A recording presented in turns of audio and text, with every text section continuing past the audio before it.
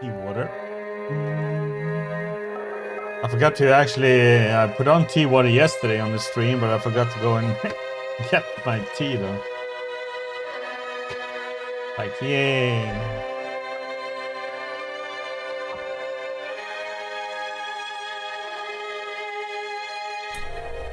Okay, let's see. In the soup. Mm. There's a fly in my soup.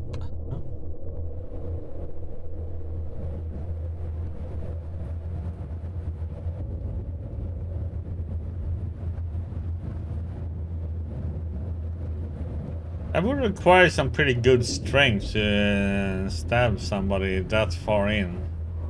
Well, depending on how long that's. Whatever the reason is, if it's a sword or dagger.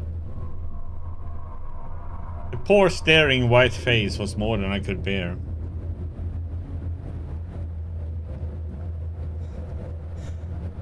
I staggered to a cupboard, found a brandy and swallowed several mouthfuls.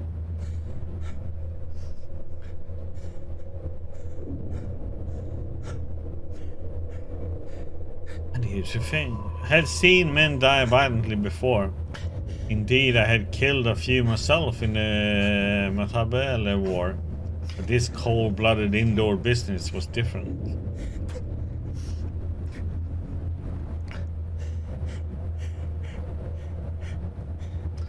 I don't like this clockwise movement with the mouse.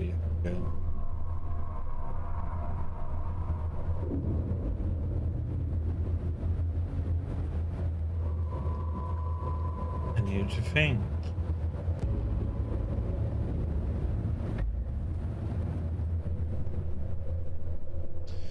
The body. His enemies had found him, and he had taken the best way to make certain of his silence. Scudder had been in my rooms for 4 days, and his enemies must have reckoned that he had confided in me. I would be next to go. I might be that very night, or the next day, or the day after, but my number was up, alright.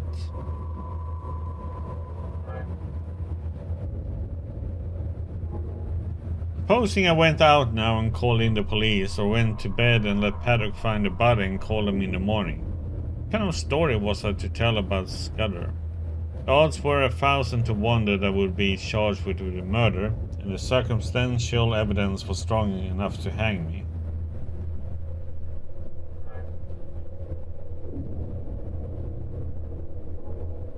Few people knew me in England. I had no real pal who could come forward and swear to my character.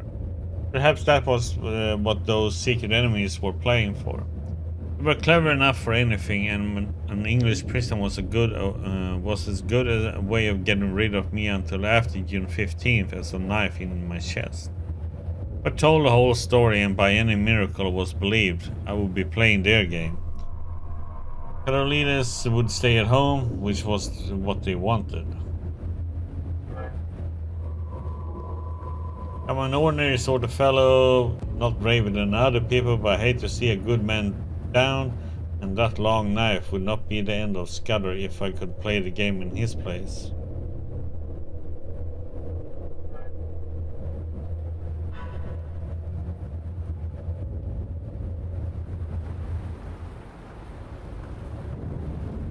Someone must have been searching for something, perhaps for the pocketbook.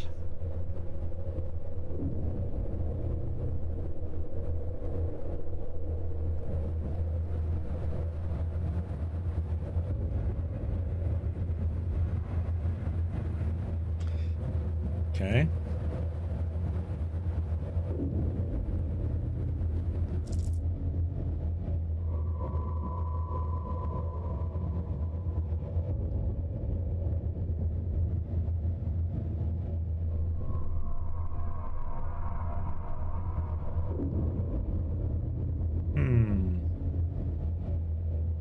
Sixpence.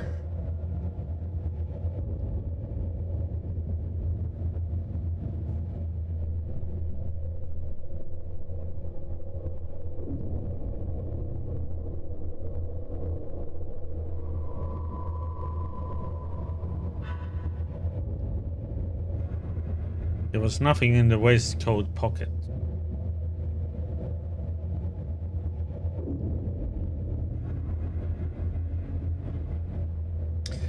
Some cigars. Their leaders comes to London. Greek premier pushes for the Balkan resolve.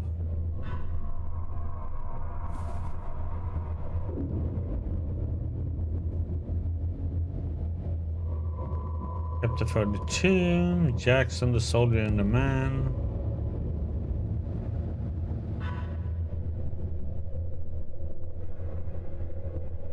The knife had pins scattered to the floor.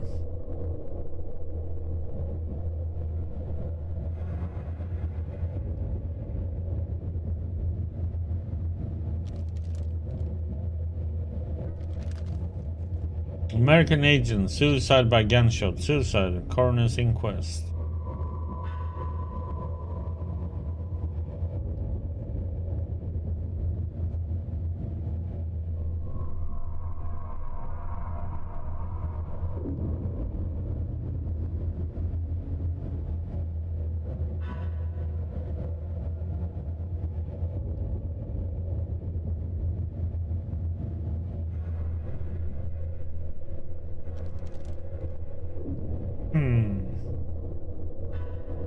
Dear Peter, was it Samuel Johnson who wrote, "When you are tired of London, you are tired of life"? Well, my dear Peter, if so, then I am tired of life, for here I am in London, bored and at my wit's end. The city is noisy and chaotic and I can't get any exercise. I'm yet to meet a suitable lady to pass my time with, though I have met a fair few unsuitable ones. My bets are paying off on the track, however, and my shares in the Rhodesian diamond mines continue to keep me downy in the capital's best restaurants, despite Paddock's continual insistence that I should dine at home and try his culinary skills. One can only hope that they are better than his valet skills. Take soon, dear friend, Richard Henney.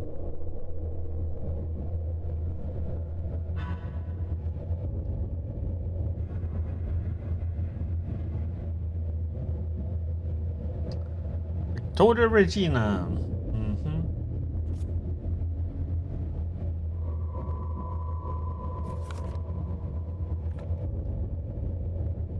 Doggy.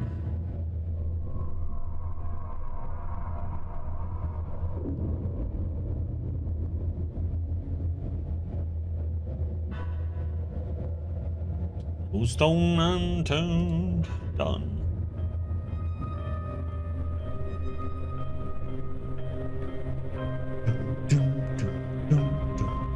There was no trace of Scudder's black book. It's likely the enemy found it, but they had not found it on Scudder's body.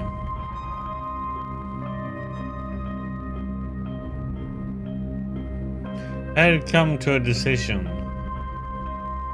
I must vanish somehow, and keep vanished until the end of the second week in June.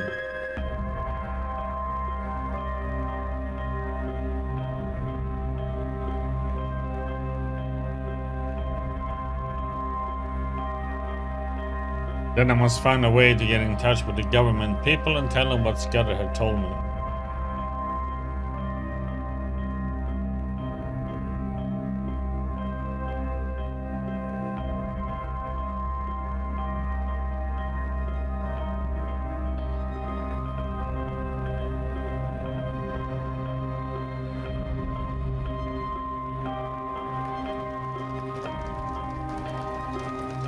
I wish to heaven he had told me more and that I had listened more carefully to what he had told me.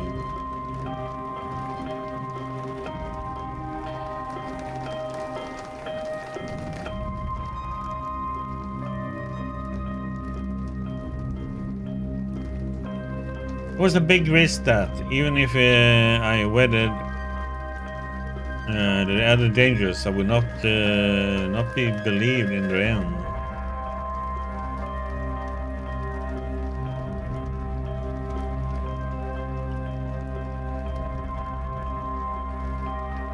I must take my chance of that and hope that something might happen which could confirm my tale in the eyes of the government.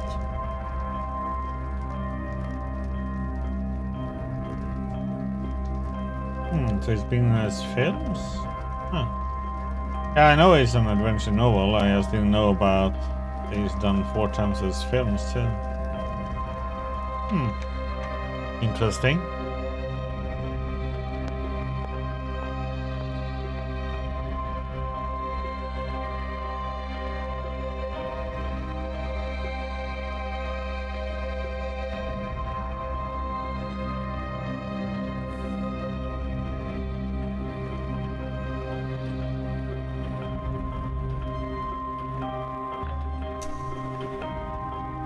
The notion was to get off to some wild district where my well-craft would be of some use to me.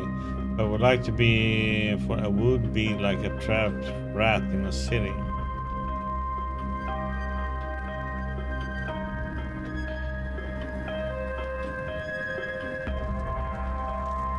I considered that Scotland would be best. My people were Scotch and I could pass anywhere as an ordinary Scotsman.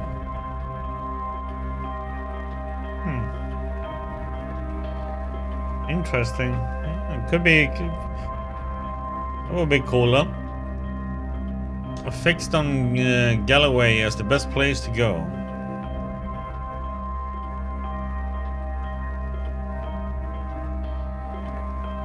It was the nearest wild part of Scotland, and from the look of the map, was not over thick with population.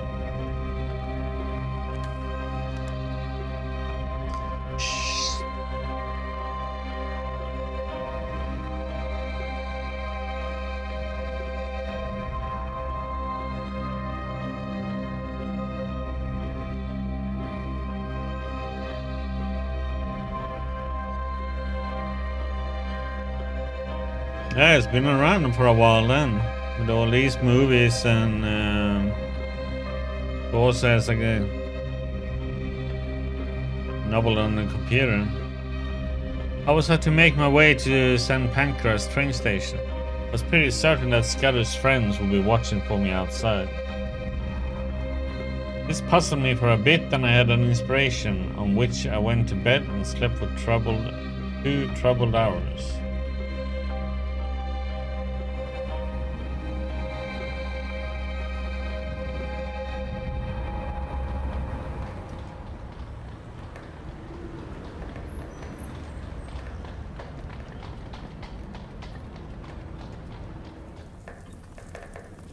Waking up, I had a great revulsion of feeling and felt a God-forgotten fool. My inclination was to let things slide and trust to the British police taking a reasonable view of my case. But as I reviewed the situation, I could find no arguments to bring against my decision of the previous night. With a wry mouth, I resolved to go on with my plan.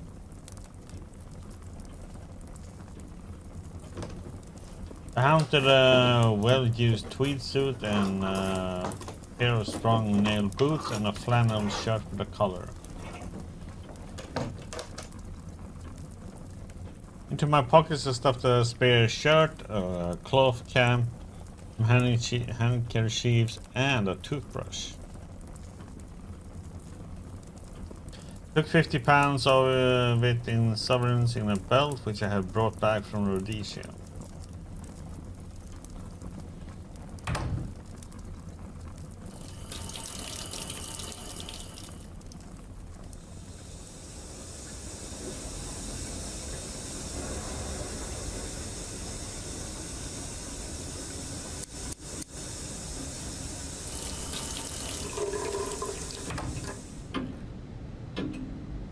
Now came the next step.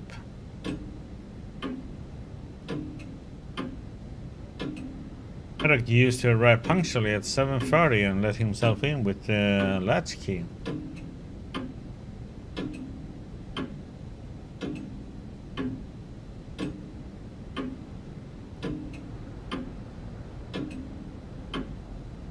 But about 20 minutes to 7, as I knew from bitter experience, the milkman turned up with a great clatter of cans and deposited my chair outside my door.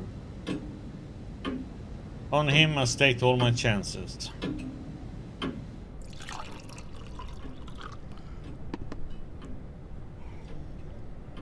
I went into the darkened smoking room where I breakfasted off a whiskey and soda and some biscuits. What a breakfast, huh? Whiskey and soda and biscuits.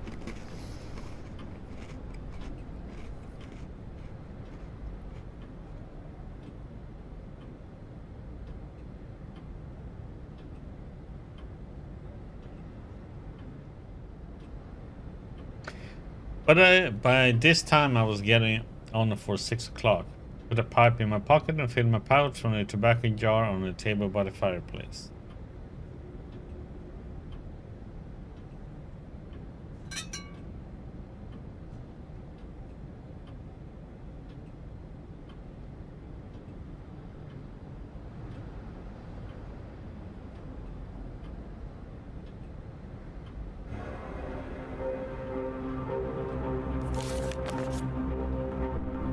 Oh, seemed a good omen.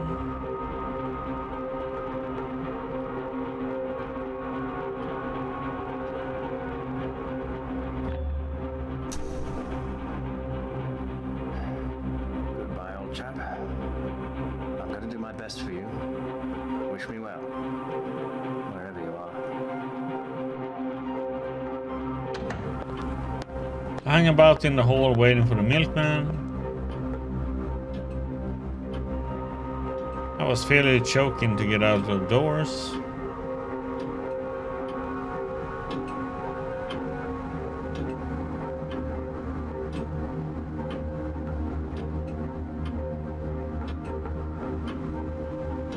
Fool had chosen this day of all to be late.